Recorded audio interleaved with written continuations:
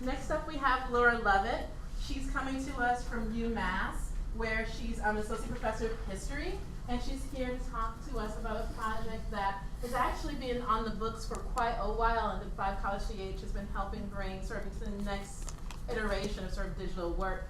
She's here to talk to us about the Valley Women's History Project. Thank you. Hi, I'm one of the co-directors of the Valley Women's History Collaborative, and I'm being joined by Dan Jocelyn from Hampshire College and Amy Armstrong, also from UMass. And the reason I'm being joined by them is they're the ones who persuaded me we were already thinking digitally. And I really want to thank Marissa and Jeffrey and Kim for really helping us to understand how we were thinking digitally.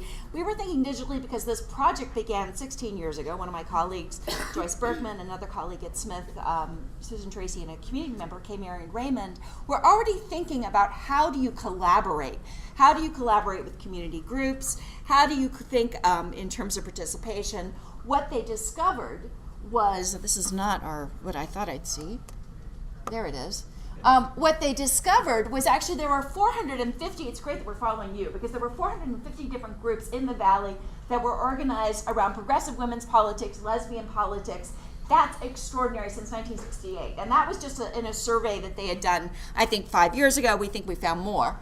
And so one of the things we've been doing as a result of this was actually organizing oral histories and collecting this material and serving as a conduit for the Five College archives for different pieces of histories. This is the statement of the collaborative's project and an active sort of ongoing vision, but these are actually some lists of some of the things we had already been doing. So for example, I think the project began in collecting the history of UMass women's studies, and somebody realized there were all these amazing pieces and documents and papers that were about to disappear, and people who had stories and narratives that needed to be collected.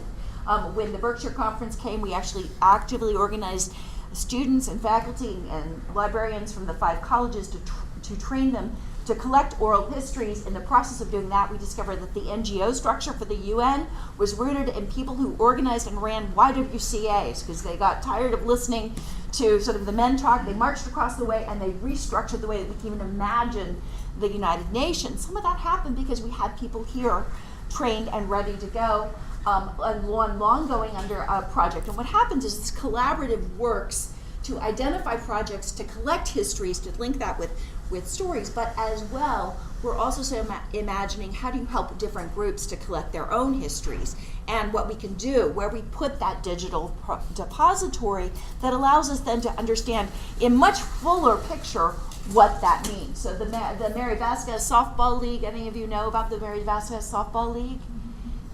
One of the first explicitly lesbian softball leagues in the country, right? And if you think about what that meant, right? Was it feminist to throw a woman out or not? Did that? It changes the way pre-Title IX, it changes the way we can understand sports and what it meant to participate in sports. And we've wrapped up that piece, and as well as the women's productive health in the Valley. A book has come out of that, Creating Choice, that I think is in its 2nd edition, of oral histories of what it meant to provide information about sexual prevention before Roe v. Wade. And in fact, what most recently came out, and what I think Jan and Amy helped me to think about what we were doing digitally, was a long-standing series we're doing of histories of domestic violence shelters, called From Kitchen Table, because most of these were organized around somebody's kitchen table beginning in the 70s and the 80s. We don't think how recent domestic violence is so much in the news.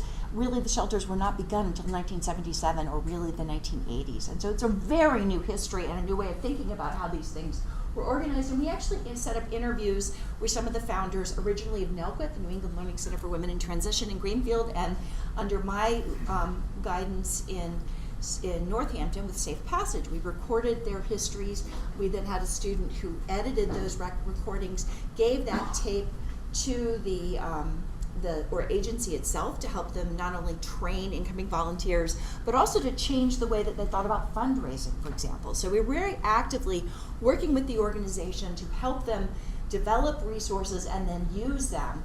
And in fact, what happened was after we finished our project, they decided to keep going with it. And so one of the things the Valley Women's History Collaborative has always done is worked on training community groups. There are hundreds of people who I think have circled through this, And most recently, we've set up a structure where, for example, the Women's Economic Fund of Women's Fund of Western Mass wanted us to take on their project. We were in the middle of the domestic violence piece, so we did training to train them how to collect their own history. That information then gets sent, and I'm almost done, to our database here, our repository. And if you go into these, this is I never imagined I would do this, but in some ways we were trying to imagine how do you capture this stuff, make it available, to protect privacy. Some of these issues are very important, and we have a sort of structure that was funded by the Creative Economies grant at UMass, but we didn't know what to do with it and how to make it accessible to people at the same time. So if you're remotely interested in working with any of these 450 groups or helping us identify more, if you want to bring that into your class, if you want to do it as an independent study, we're hoping by the time we're finished with this to have the resources to allow you to not only do that, but to have your information hosted together with all of this other information simultaneously. I'm going to turn it over to my colleagues, and thank you. You can go. All right, you're wasting 2 seconds. Go. 2 seconds. Laura gave me one sentence, so I'll try for two. This project has been incredible, and working on trying to think of what it actually means to create digital repositories and to work in an online community at the same time with people's lives and with people's data and with people's security has been mind-boggling. And to be able to think of what does it mean to actually interview someone, to be sitting across from someone and to be collecting their life story for everybody to see, I'm so grateful for that opportunity. Yeah, and I'm volunteering at Safe Passage right now, so it's really interesting to see how the work that we've done and understanding the history of it and seeing how it is now, and how that's incorporated into the training and stuff like that. So it was really a great project. And it was really their idea to apply for this. So thank you.